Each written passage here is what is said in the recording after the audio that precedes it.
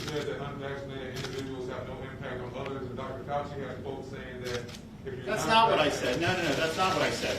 And not that I ever expect to be quoted properly. What I said was, if you're going to force vaccine mandates on people, just understand that what the data is showing us about the vaccine. The data is showing us you're much less likely to be hospitalized or die if you're vaccinated.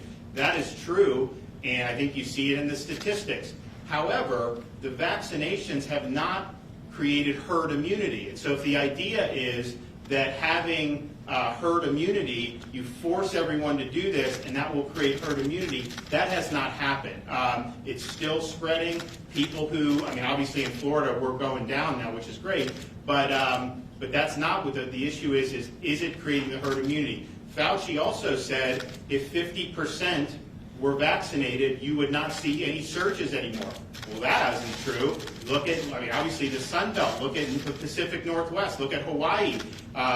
Huge surges that you've seen. And so, but just understand what you're doing. If you're forcing somebody to show proof of this, to eat at a restaurant or to do basic tasks, go to the grocery store. There's some places around, if you look at some of these places that have really gone off the deep end, to say to go to the grocery store you should have to do that. So we're not doing that in Florida. But the theory behind it is that if you make it so, make everyone have to do this under penalty of law, that somehow you wouldn't have spread. And I think we just have to be honest about what it's doing and what it's not doing. We had hoped that if you had 50%, then you wouldn't have that. We had hoped you could build herd immunity that way, but that just hasn't happened. It's not happening in Israel. It didn't happen in the UK. It's not happening in the United States. It doesn't mean that there's not positive impacts, but the positive impacts is mostly reducing the vaccinated individual's chance of being severely ill. Also, I would say,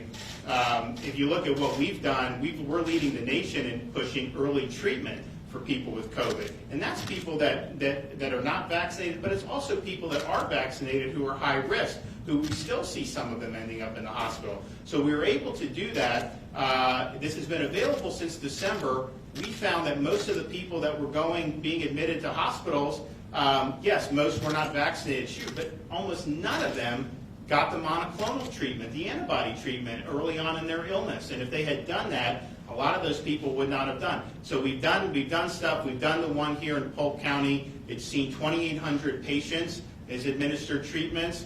And what you're finding is we're seeing the hospital census decline rapidly. We're seeing the emergency room visits for COVID-like illness decline. We're seeing daily hospital admissions decline. So those are very, very good trends, but that's about understanding where there was a need for action. And then we did this, and I mean, we were able to put together a lot of sites very quickly. We're going to open up a couple more. So we're going to have, by the end of this week, we'll be up to 25 sites throughout the state of Florida, all of them being able to do up to 320 infusions a day. Now, most of our sites don't have that much demand, but I would say the one here in Polk is probably doing between 150 and 200 every day. Some of the other ones, like Bonita Springs, they do 300 a day pretty consistently, and then others do around 100. But the point is that by doing that, getting it early, we're keeping thousands of people out of the hospitals, and that's obviously better for their health. It's saving lives for sure, because not everyone that gets admitted to the hospital recovers, and it's also helping relieving a burden on the healthcare system, because we had higher levels of COVID patients. Now that's going down, so we're going to keep this going in that direction. But one of the reasons why we thought that this was something that needed to happen was because, yes, people just didn't seem to know about it, even though it had been available since December. So we've raised the spotlight now. Other states are following Florida.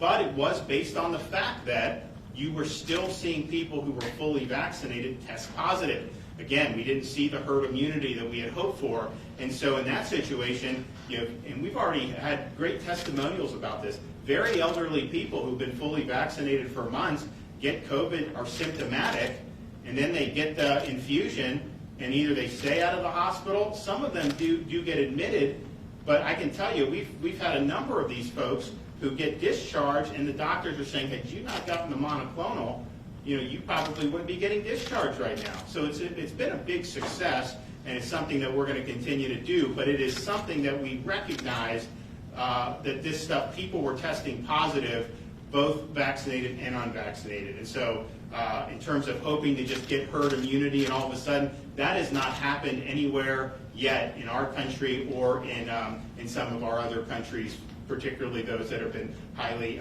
vaxxed. So you got to look at the data and you got to make judgments on the basis of that. But I think we feel the real need with what we did with the monoclonals. Governor